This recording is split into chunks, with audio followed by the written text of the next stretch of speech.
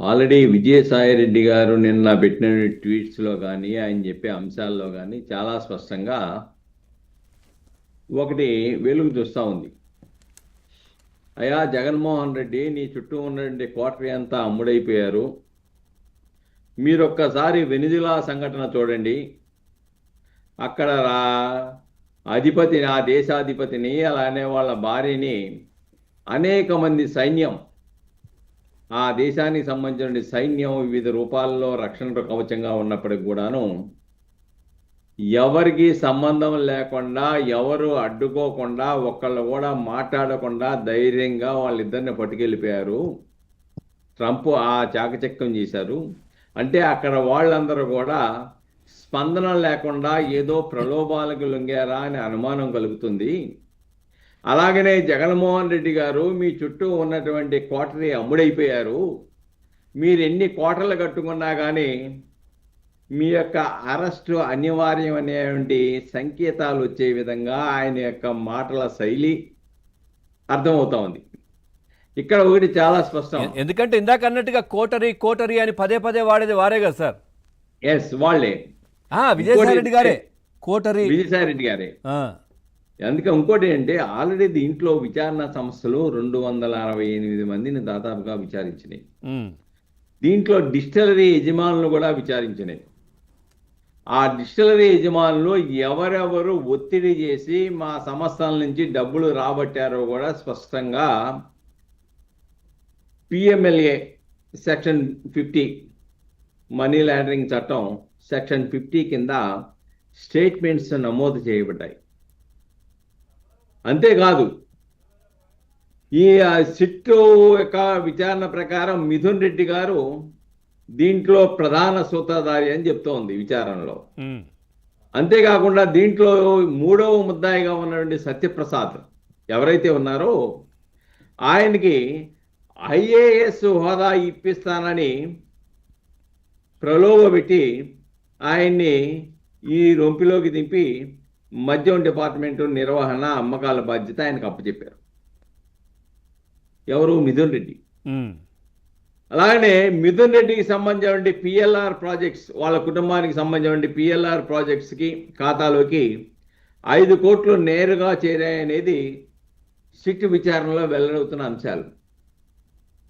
అంటే దీంట్లో హవాలా ద్వారా కానీ లేకుంటే ఈ యొక్క ట్రాన్సాక్షన్ ద్వారా కానీ వీళ్ళకి సంబంధించినటువంటి ఖాతాల్లోకి పడ్డాయి అనేది ఈ రోజున ఈడీ విచారణ జరిపోతా ఉంది. అంటే వాళ్ళు కన్ఫర్మ్ చేసుకునే పిలుస్తారా సార్? ఎట్లా ఉంటుంది ఇది? డాక్యుమెంట్ ఈ రోజున money trial and bank statements దాని మీద విచారణ జరుపుతాడు ఈడీ, ప్రధానంగా నిధుల ప్రవాహం గురించి. దాంట్లో వాళ్ళ దగ్గర ఉన్న ఆధారాలు ఏంటి?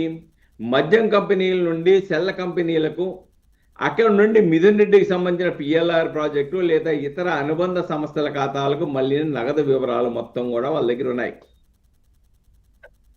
కాబట్టి అది ముందు పెడతారు. మీ సంస్థల ఖాతాల్లోకి వచ్చిన ఈ 100 కోట్ల రూపాయల పెట్టుబడి మూలం ఏమిటి అసలు? దీనికి మద్య వ్యాపారాలతో మీ సంస్థలకు ఉన్నటువంటి వ్యాపార సంబంధాలు ఏమిటి? ఇవన్నీ ప్రశ్నిస్తారు. అంతటితో ఆగరండి. వాట్సాప్ చాట్లు మరియు డిజిటల్ డేటా, ఇటీవల కాలం ఈడీ కేసుల్లో కీలక ఆధారాల్లో ఫోన్లోని చాట్లే ప్రధానమైన ఆధారాలు. ఆ ఆధారాలు ఏమంటే, అరెస్ట్ అయిన నిందితుడు రాజ్ కేశ్ రెడ్డి లేదా ఎక్సైజ్ శాఖ అధికారులు ఫోన్ల నుండి రికవరీ చేసిన వాట్సాప్ మెసేజ్లు కానీ వాయిస్ నోట్లు కానీ ఇవన్నీ కూడా రేపు ప్రశ్నించబోతా ఉన్నారు.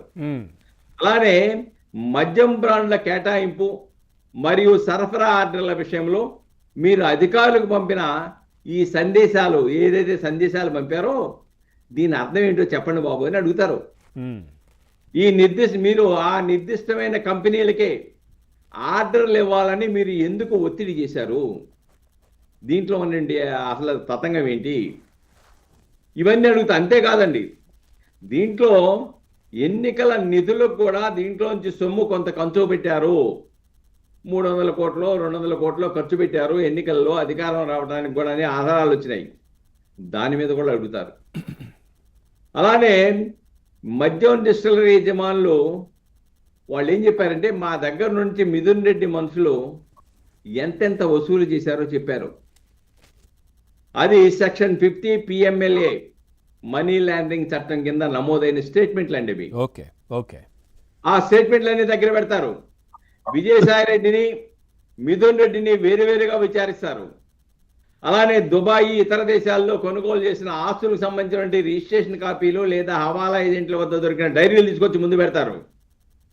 విదేశాల్లో వీళ్ళు కొనుగోలు చేసినటువంటి ఆస్తుల నిధులు ఎలా చేరాయి, వీటికి సంబంధించిన ఆదాయ పన్ను శాఖ కానీ ఆర్బీఐ విజయసాయి రెడ్డి గారితో రెగ్యులర్ గా జగన్మోహన్ రెడ్డి గారితో విజయసాయి రెడ్డి కూడా విదేశాలకు వెళ్ళడం ఇట్లాంటివన్నీ కూడా బాగా జరిగాయి కదా సార్, అవన్నీ కూడా బయటకు వస్తాయా, తీస్తారా, ఎటు పోయారు, ఏం చేశారు, కూడా బయటకు వస్తాయి. ఇంకోటి ఏంటంటే దీంట్లో మనం మొదటి నుంచి చెప్పుకుంటుంది, అసలు ఈ కేసు వీళ్ళు విచారణ తర్వాత అంతిమ దోపిడీదారుడు ఎవరైతే ఉన్నాడో ఆయన్ని టచ్ చేయకుండా ఆయన్ని ముద్దాయిగా చూపించుకున్నా ఈ కేసే లేదు.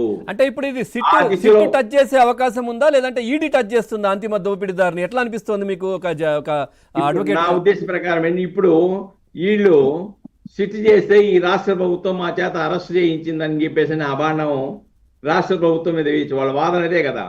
చంద్రబాబు నాయుడు గారు రాజకీయ ప్రతీకార వాంఛ తెచ్చుకోవడానికి మా మీద కేసులు పెడుతున్నారు అని వాపోతూ ఉన్నారు. ఇండిపెండెంట్ ఏజెన్సీ ఈడీ కేంద్ర విచారణ సంస్థ దగ్గర ఆధారాలతో, డాక్యుమెంట్లతో, వాళ్ళు మామూలుగా నోటి మాటల ద్వారా చేయరు.